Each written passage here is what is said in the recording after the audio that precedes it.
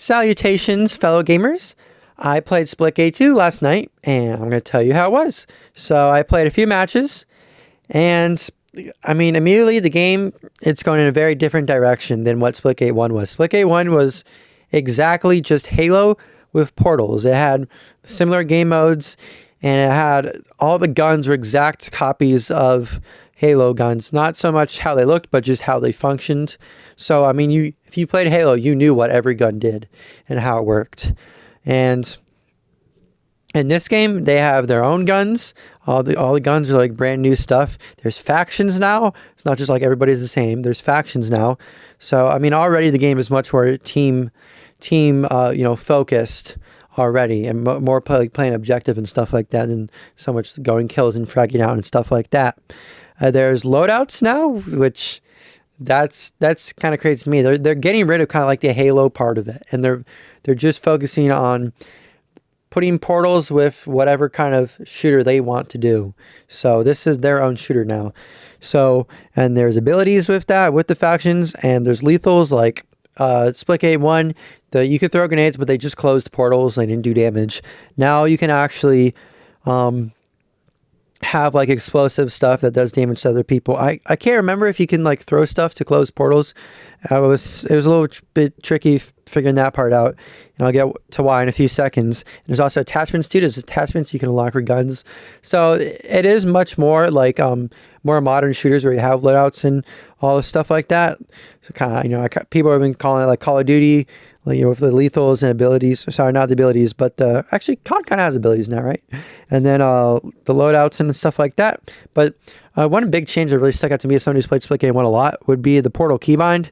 The game has a way, instead of having like two different buttons to say whether you want to shoot a one color of the portal and then shoot the other color of your portals.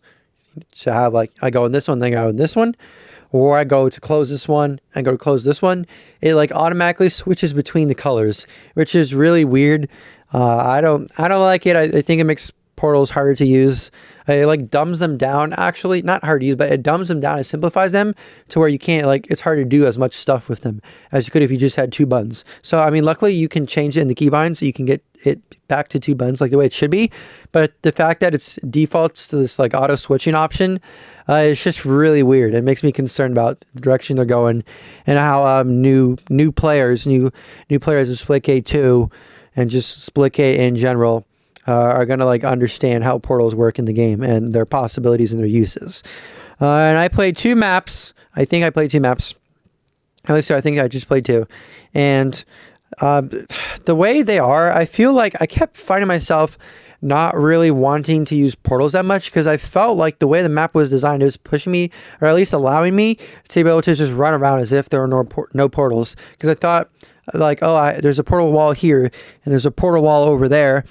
I could, portal here to there, or I could just run up there, no problem.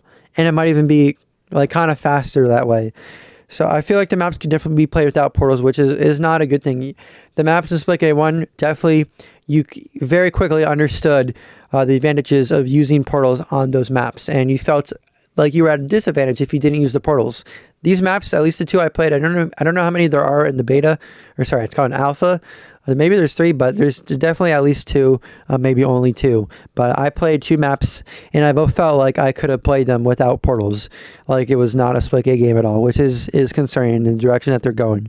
And this is a big concern that everyone's voicing online is like, how hard are they leaning to portals? It seems like they potentially could be leaning away from portals, which we'll have to see how it feels like once the full game releases. But as of now, I am a bit concerned, and so are other people, understandably. And the game, it runs well enough. It's optimized well enough, like frame rate wise and stuff like that. But there are like lag spikes caused by the server, not in frame rate, but in just connection. And if you've played modern Call of Duty and you're in the higher portion of the invisible skill bracket that the game puts you in with the rigged matchmaking, you know what I mean when I talk about packet burst. It's a stupid like 2 square symbol you get in the top left. So I guess top left facing you would be like here. Up there on your screen, you get the stupid squares, and you know I'm talking about how it feels. I think I described how it feels in my hour-long COD video, which you can watch here. And That's what it feels like now. There's no rigged matchmaking in Splitgate, at least not in Splitgate 1. I don't think they're going to put any Splitgate 2 either. But it still feels like there's the pack burst in there that comes with like COD rigged matchmaking. So that's what it feels like. I don't think that's what it is though. COD, they definitely do it. They do it intentional. That's why I said like higher bracket of invisible skill rating. If you're a lower skill rater player in COD, you don't get the pack burst. You get nearly flawless servers. I think I discussed that in my COD video. But so it's not exactly packet burst, but it kind of feels like that. So just like lag stuff on their servers that they need to smooth out, but it's okay because it's an alpha and it's a closed alpha too. It's not even an open alpha; it's closed alpha, so it's not that hard to get in. They are allowing a good amount of people, and you just gotta like watch stuff on Twitch and get the drops after like 2 hours, and then you're guaranteed in. So it's not hard to get into, but it's not super exclusive. But it is closed nonetheless. It's not completely open to where I guess you could just download the game and run it. Even though I played the Delta Force Alpha, that is closed too, but it's also open. They're getting kind of like fast and loose with their terms for like alphas and betas and open and closed and stuff like that. It's getting kind of confusing because they're kind of just calling it whatever. I feel like they could use the terminology a bit more strictly to make it more easy to understand how it actually works.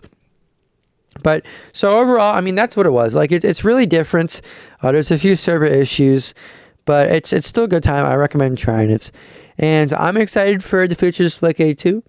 And I think it could be an absolute blast. I would like to get into it even more than I did Splitgate 1 because I had a good time playing Splitgate 1, but I never got like completely into it. It never was my main go-to multiplayer shooter like XDefiant has become now. It was always kind of just like another game to play, but I didn't feel like completely committed to it and unlocking and playing everything the game has to offer. I would just play it with friends for a while, and if I didn't have a friend playing it, then I didn't really want to play it that much. So it was kind of just a game to play with friends, and I wasn't like fully invested. I would like for Splitgate 2 to fully grab my attention and keep me coming back to it every day of the week. So I mean, hopefully it can do that. If not, that's okay.